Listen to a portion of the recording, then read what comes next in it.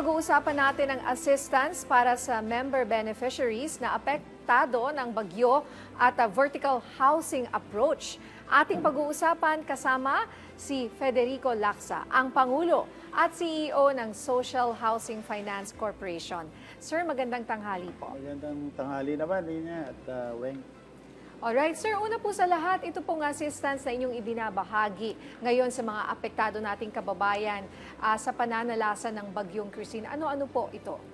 Well, as usual, may instruction sa amin ng kalihim natin, si Secretary Jerry Acosar, na magbigay ulit ng financial relief doon sa mga severely affected beneficiaries natin. Ang ibig sabihin nito, magbibigay tayo ng moratorium doon sa pagbabayad nila para maibsan naman yung kanilang mga gastusin during the time na nagre-recover pa sila dito sa kalamidad na ito.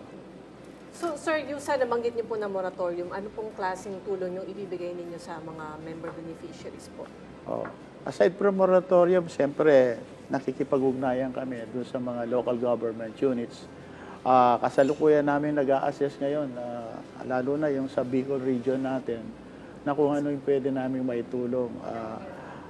Tumawag sa akin si Secretary Acosar ngayong umaga at sabi niya makipag-ugnayan kami kay El Rey Villapuerte para matugunan namin kung ano man ang tulong na pwede namin ibigay doon sa Bicol area. Bicol lang, sir, or pati sa lahat? Well, sa lahat naman ng pero siyempre yung Bicol talaga, yan ang talaga, nandyan talaga yung matinding problema. Pero ina-assess din namin yung mga proyekto natin na nandun sa areas na talaga tinamaan ng typhoon na rin, Christine. Tulad po ng mga nagdaang bagyo, sir, meron pa ba kayong ulit na na-mention na ni Sir itong moratorium sa mga housing na apektado sa mga nagdaang bagyong Christine. So ano pa po, aside from this, meron pa po ba kayong... Well, kami naman, kumisan may mga nagbo-volunteer sa amin na tumulong, na mag-donate ng mga relief goods. Kung meron man, ibabahagi namin yan doon sa mga kababayan natin, beneficiaries natin na tinamaan talaga ng bagyo. Ilan po kaya sila sa tingin ninyo? Sa ngayon, wala pa kaming numbers, pero dito sa Metro Manila, definitely meron kami. Dati, umabot ng mahigit 3,000, almost 4,000 yung aming natulungan. So siguro, most likely, ganun din ang numbers na tinitingnan natin o mas marami pa. Ito po nung bagyong Karina? Yeah, that's right. Okay. Pero ito, mas malawak yung kanilang epekto doon sa ating mga kababayan. So, in-expect namin na mas malaki yung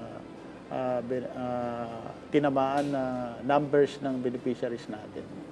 So, sir, sa ibang usapin naman, ngayong taon po ay pinagdiriwang ang 20th anniversary ng SFC, no? Maaari niyo po bang ibahagi sa amin ang ilang mga accomplishment ng inyong ahensya sa loob ng 2 dekada? Alam mo, Weng at Nina, sa buong pamilya ng DSUD, ang SHAPSI ang pinakabata. Ito yung bunso. 20 years pa lang po kami.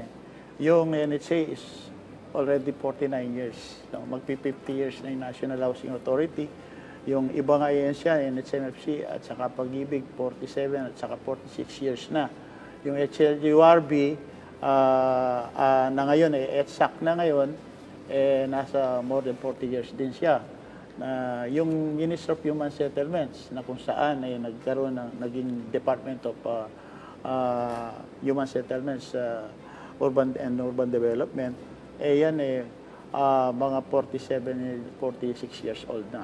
So, 20 years lang kami pero naipamahagi na natin yung ating tulong sa mahigit 470,000 na pamilya at mahigit 35 billion na ang naitulong ng Social Housing Finance Corporation.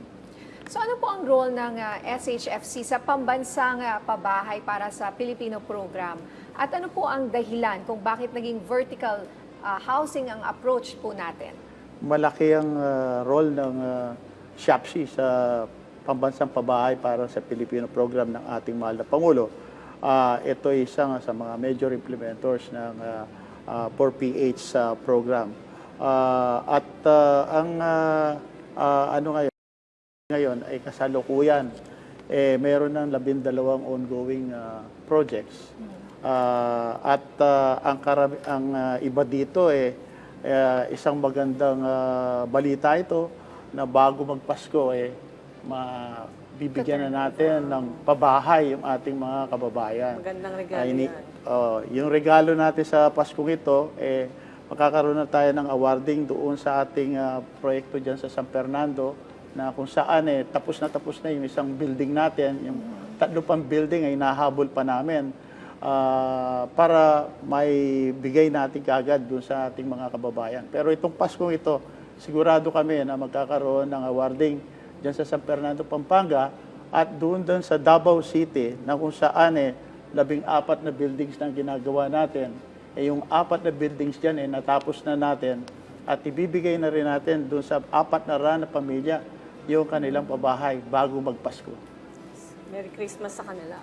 Opo, Christmas, dito sa San Fernando po, ilang pamilya po ang magbe-benefit dito? Doon sa isang building natin, doon sa 12-story natin, 312 units yan. Ihahabol pa natin yung 3 building, magiging 972. All in all, yung may pamamahagi natin dyan. Okay, magandang balita po yan sa kabila nito nga mga nangyayari sa atin ngayon. That's right, oo. Gusto talaga nating maibigyan sila ng kasiyahan dito sa darating na Pasko. Okay. Sige sir, mensahe niya lang po para sa ating mga kababayan, lalo na yung mga nag-aabang ng kanilang mga units dyan sa Well, inyong oo. projects. Wag na silang mainip ang ating mga kababayan. Malapit na pong ipamahagi sa inyo yung ating mga housing units dyan sa Crystal Peak, sa San Fernando, Pampanga, na kung saan 312 units na ang natapos natin at susunod pa yung additional units para maging 900 plus yung may pamamahagi dyan sa San Fernando, Pampanga. At dyan po naman sa Davao City, sa People's Bill, 400 na units na ang natapos natin at ipamamahagi na natin ito bago magpasko at yung 1,000 pa inahabol pa namin para maging 1,400 total number of units ang may pamamahagi natin. Tuloy-tuloy lang po yung ating programa sa pambansang pabahay at huwag mainip yung ating mga kababayan. Yung 2 proyekto talagang puspusan ng aming paggawa dyan sa mga pabahay dyan. Alright, maraming salamat po sa inyong oras, Mr. Federico Lacsa, ang Pangulo at CEO ng Social Housing Finance Corporation. Maraming salamat niya at well.